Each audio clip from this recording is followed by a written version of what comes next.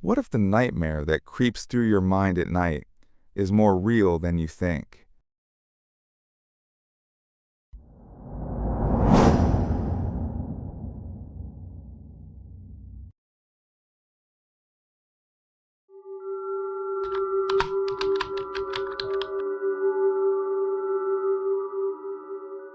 Nate never liked tall structures. It wasn't the falling that scared him. It was the rising, the towering, the way enormous things loomed silently, pressing on the world like they didn't belong. This wasn't a phobia. It was older, inherited, a buried instinct. When Nate was a kid, his father took him to see an old battleship docked in the harbor. Nate never made it aboard. He froze on the pier, staring at the massive metal hull like it might open and swallow him whole. His father said, "It's just a ship, Nate." but it wasn't. Nothing that big could be just anything. Years later, Nate moved north to a small town. Woods, a few hundred people, no buildings taller than 2 stories. He thought the stillness would help. And at first, it did. Then he saw it. At the edge of the woods, just a shape at first. Like a trick of perspective. But when he looked closer, he realized it wasn't behind the trees. It was among them. Tall, still, unmoving, not man-made, not natural, just wrong. No windows, no clear purpose. As if someone had built something huge, without deciding what it was meant to be. The next day, he hiked out to find it. The woods were deeper than he remembered. The trees older, hungrier. The sky was gray, even though the forecast had promised clear skies. But the shape was gone. Only the feeling of being watched remained, not by eyes, by something above him, something so massive it didn't need to move. Its weight alone warped the world around him. Back in town, Nate asked around. Most people didn't know what he meant, except for one man, Denton, who ran the hardware store. When Nate described it, Denton stared a little too long. "Old silo," Denton said quickly. "Been there forever. You're just not used to the woods yet." Nate pressed him. A silo for what? Denton smiled and said softly, "Storage." That night, it stood in Nate's backyard, at the edge of the woods. Closer now, not behind trees, above them. A vertical absence like a black building drawn without lines.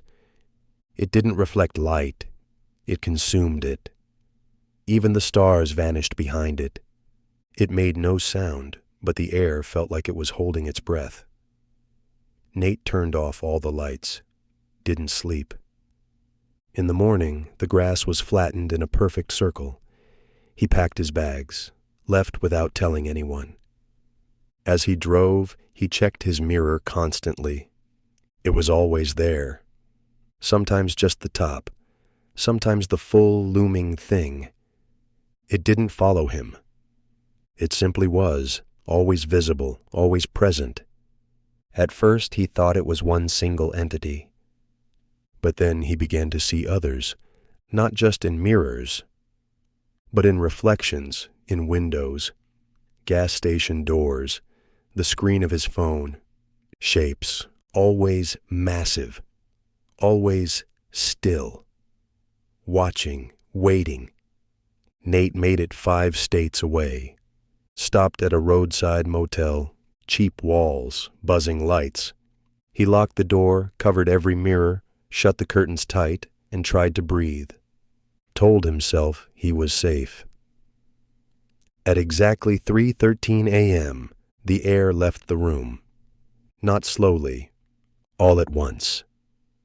His lungs collapsed inward, like empty paper bags. Nate sat up, gasping, clawing at his throat.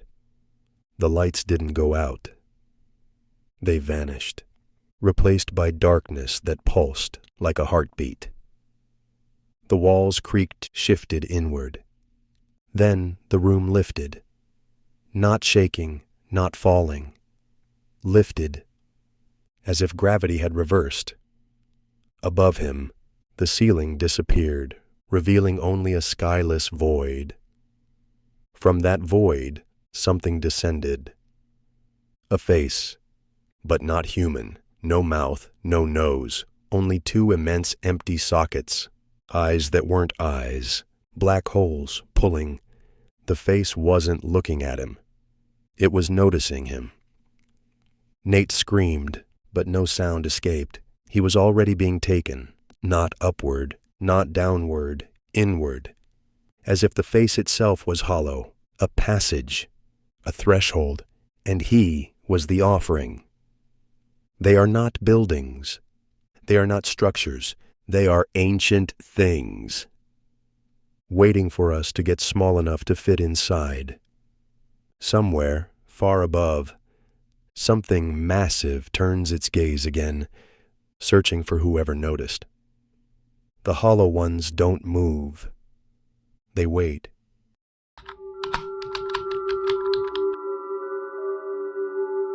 Des hated the ocean, not just because she might drown. It was everything else, the vast emptiness, the miles of water stretching in every direction, and the unknown drifting in the dark below. So, of course, her friends decided to rent a lake house for the weekend. It's just a lake, They said. no sharks, no waves, totally chill. She didn't sleep the first night. The lake outside her window looked black and bottomless, perfectly still, almost like it was waiting. On the second night, the dare came out. $20 says you won't swim to the buoy. Des rolled her eyes, but when her friend Milo stripped down to his boxers and sprinted toward the dock, she followed. She couldn't let herself be the scared one again. The water was colder than she expected, thick, heavy, almost alive. By the time she made it halfway to the buoy, Des noticed the darkness below. No moonlight reflecting, no shimmer. Just a void of pitch black. She stopped, heart hammering. Then she felt it. Not a touch, but an absence. Something massive moving beneath her, making the water pulse in slow waves. She called out for Milo. No answer. She turned to look back. The dock was gone, replaced by endless, mirror-smooth water. Des glanced down and locked eyes with something pale and lidless, about the size of a car's windshield. It blinked once, then vanished into the depths. She screamed, thrashing and swimming blindly, swallowing water with every frantic breath. All around, the lake was infinite. No land, no sky, just an endless black plain. That's when she heard a knock. A dull, muffled tap from beneath her feet, as if something was politely asking to come up. Des froze, paralyzed by fear. Then the water split open below her, like a mouth, and the lake swallowed her whole.